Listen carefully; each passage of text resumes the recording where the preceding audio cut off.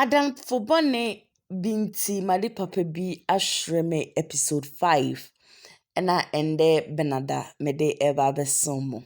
Mehwɛ sɛ wonya subscribe to channel na subscribe mami. Uwia no we mia notification sɛ be ya video biara me publish bia no. Wonso betimi enye bi na wahwɛ. Na ne asɛm no ho. Ababaawa bi ene de abesom me na ɔkyerɛ sɛ ɔne a obi ayɛ adamfo for almost 8 years. Na Adamfo ne yefre na bena. Omo ye very close, just omo ye bibia bom, even edumbre bia na toothbrush kra ne sapone ade nyina.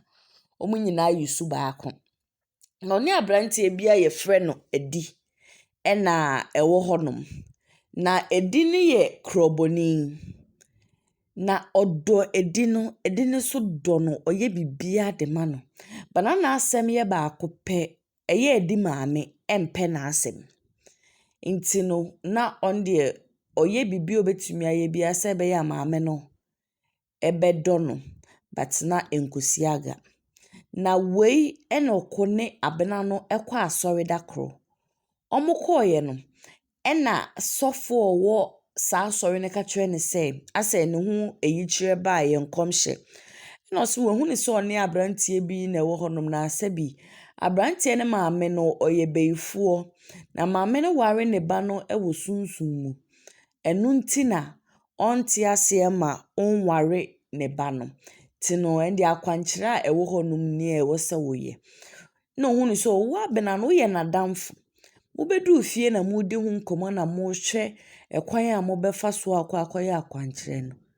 Se na nadamfo abena na record no. Adamfo boni o. Adamfo boni bi niye.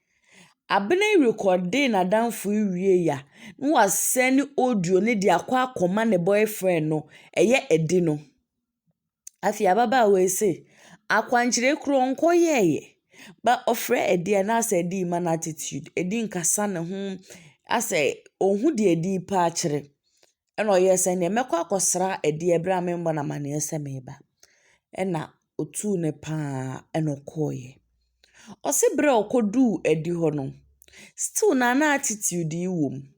Ase edi mpese one ne bekasa bi. Ose adem body pain na mede ayewa. Untumi mpemu enka de kro ne nkyere me ase. O ma me attitude say. Eno fa ni phone. Eno bo one nadamfo ne nkomo na omudi wo fie ho no. Obo eno bisan sadly na wo so ka cha me maame se me maame ye beefo. No say, "Hey! Today madamfo abena dia ye me ni." Otu ne bokra na chese edi man time mpo no ncheche ni nsemu nche ni so. Eya sorry na ye call ye. Na ye call say na sofo ne kanye edi enya botre kra mfa ma no. Esanse ne girlfriend na friend ne maame se oye beefo. Ne kasa nyina mu no se na edi maame nso. Ejina eye gate na no a chese. Wate nkoma omudi.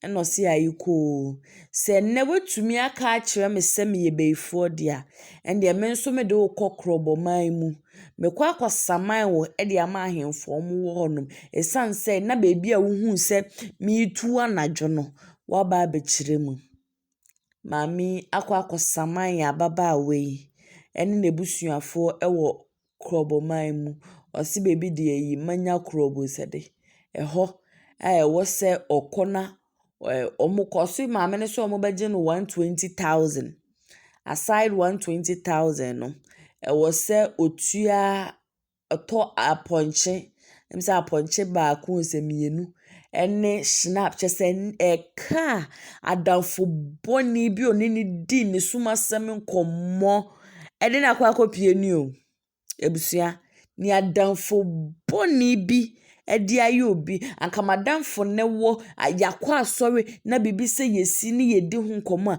anka den na be ba wutrim nti aba record me edi asene me boyfriend 8 good years of being friends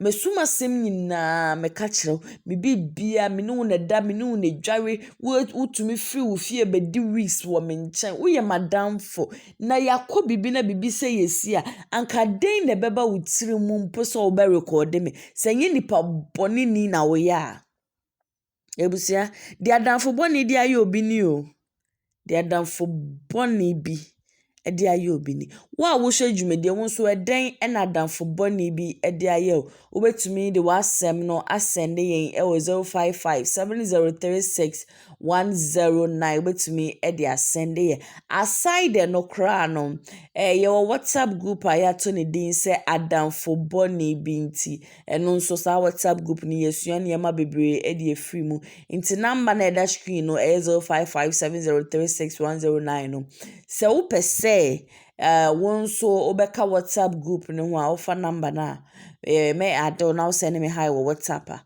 me adew na wo nso aba abɛka WhatsApp group no ho adamfo bɔne bi nti na wagye me so sɛ made papa bi ahwere me